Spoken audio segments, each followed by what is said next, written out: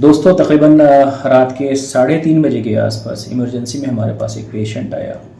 और जिसकी उम्र 39 ईयर थी।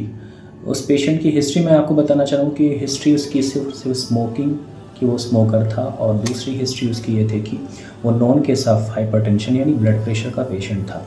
And he was on medication. ये दो हिस्ट्री उसकी थी। वो पेशेंट खुद से चल के हमारे पास आया। तकरीबन 3:30 से 3:40 के आसपास वो पेशेंट आया और आने के बाद इमरजेंसी में उसने जो कंप्लेन की वो कंप्लेन ये थी कि उसको पेट में दर्द हो रहा था and that's called epigastric pain, क्योंकि पेट के ऊपरी हिस्से में, नीचे नहीं, ऊपरी हिस्से में दर्द हो रहा था। ये पेट का जो शुरुआती दौर हिस्सा होता है,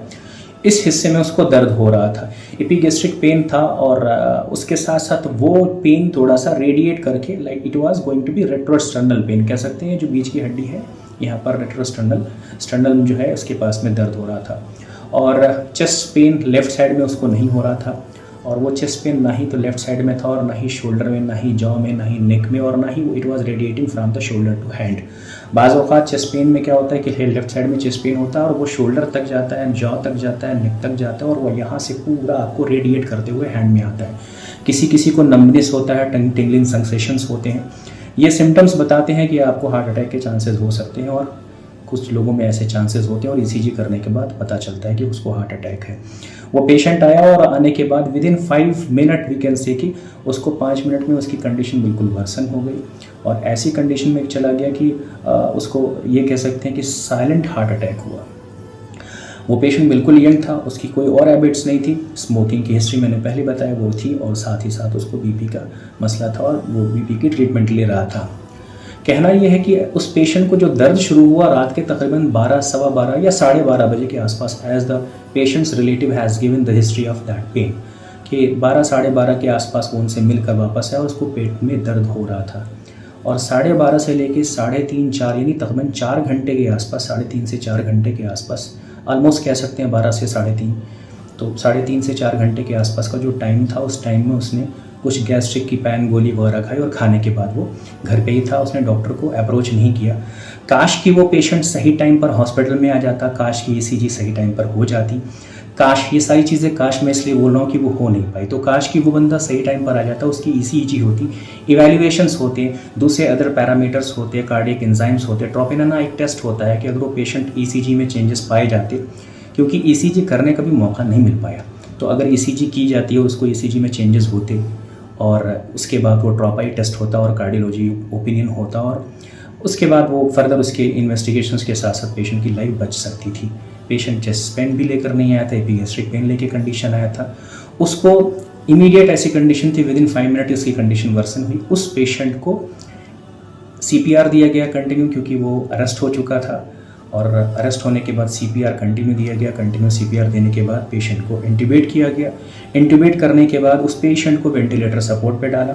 और तकरीबन ये सारे प्रोसेस को करने में आधा घंटा कम से कम लगा, और आधे घंटे के बाद भी वो पेशेंट रिवाइव बैक नहीं हो पाया, जिसकी वजह से यंग पेशेंट 39 ईयर की एज में उस बंदे की डेथ हो गई। तो सवाल ये है कि अगर सही टाइम पर वो बंदा आपके पास आ जाता, हॉस्पिटल में आ जाता, अप्रोच कर लेता, ईसीजी करने के बाद पता चल जाता, तो उसको सही टाइम पर लोडिंग डोज दी जाती, जिससे उसके हार्ट अटैक से उसको बचाया जा सकता था और फर्दर उसका ट्रीटमेंट हो सकता। तो मेरी एडवाइस ये है, ये वीडियो बनाने का मकसद ये है कि आपके मोहल्ले में, घर में कोई भी अगर ऐसा आदमी है जिसको ऐसी प्रॉब्लम हो रही है, और हार्ट अटैक के सिम्टम्स में ज़रूरी नहीं, this is silent heart attack we can say, cardiac arrest हुआ बंदे को जिसकी वजह से पता ही नहीं चल पाएगा उस पेशेंट को हुआ क्या था, लेकिन this is called silent heart attack. Heart attack ऐसा नहीं होता है कि सडन किसी को वो डेथ हो गई, ये इंडिकेशंस होते हैं। किसी भी पेशेंट को हार्ट अटैक अगर हार्ट अटैक होता है तो उसकी पहले से ही इंडिकेशंस होना शुरू हो जाया करती है, लेकिन पेशेंट इग्नोरेंस में डाल देता है, इग्नोर कर दिया करता है। तो कभी भी ऐसी अगर कंडीशन होती है कि आपको चेस्ट पेन हो रहा है, स्पेशली एपिगैस्ट्रिक रीजन में भी हो रहा है, तो आप डॉक्टर के पास जाएं। हर चीज़ को गैस्ट्रिक समझ के आप उसका ट्रीटमेंट खुद से सेल्फ डॉक्टर मत बन जाएं। आप डॉक्टर के पास जाएं, डॉक्टर को अगर लगेगा तो वो आपकी ईसीजी करवाएगा, और ईसीजी करवाने के बाद अगर कुछ चेंजेस होंगे तो वो आपको फर्दर दूसरे टेस्ट बताएंगे, पैरामीटर्स लाइक ट्रोपोनिन टेस्ट होता है, ट्रॉप-टी होता है, या फिर आपको 2D एको का टेस्ट होगा। अगर फर्दर उसके के बाद भी आपको पेन हो रहा है तो वो आपको TMT टेस्ट होगा, और उसके बाद से आपका एंजियोग्राम करेंगे, और फर्दर पैरामीटर्स होते हैं जो कि देखना पड़ता है। तो इस कंडीशन से और दूसरे ब्लड टेस्ट से इन्वेस्टिगेशंस करके आपको बारे में पता चल सकता है कि आपकी प्रॉब्लम कहाँ तक है और कहाँ तक आपका कोलेस्ट्रॉल का लेवल कैसा है, सारे टेस्ट वगैरह होते हैं। तो कंक्लूज़न ये है कि अगर किसी को प्रॉब्लम हो रही है तो उसको इग्नोरेंस में मत डालें, और हमें चाहिए कि हम CPR कम से कम एजुकेट करें अपने लोगों को, एक ट्रेनिंग लें CPR की, कि CPR कैसे करके हम किसी पेशेंट की जान बचा सकते हैं अनटिल अनलेस कि डॉक्टर तक हमें अप्रोच ना कर सके या इमरजेंसी की टीम हमारे पास ना आ सके। तो CPR करके बहुत सारे लोगों की जान बचाई जा सकती है। इस ट्रेनिंग को अगर लोग करें तो बहुत अच्छा होगा। और ये हमारे आजकल सडन कार्डियक अरेस्ट बहुत सारे हो रहे हैं, हमें पता नहीं चल पा रहा है, और अगर किसी को पता चल पाए कि हाँ इस पेशेंट को हार्ट अटैक हुआ है तो उसको CPR दे के उसकी लाइफ को रिवाइव बैक कर सकते हैं। मोस्ट चांसेस होते हैं कि उसको उसकी लाइफ को हम वापस अपने पैटर्न पे ला सके। तब तक डॉक्टर की टीम आ जाती है और वो फर्दर अपने जो मैनेजमेंट होता है वो कर लेते हैं, जो एक्सपर्ट्स होते हैं, जो इमरजेंसी टीम होती है, जो अप्रोच करते हैं। तो कंक्लूज़न ये है कि आपको अगर कुछ प्रॉब्लम हो रही है तो आप अपने फैमिली में, रिलेटिव्स में आप ये अवेयरनेस रखें कि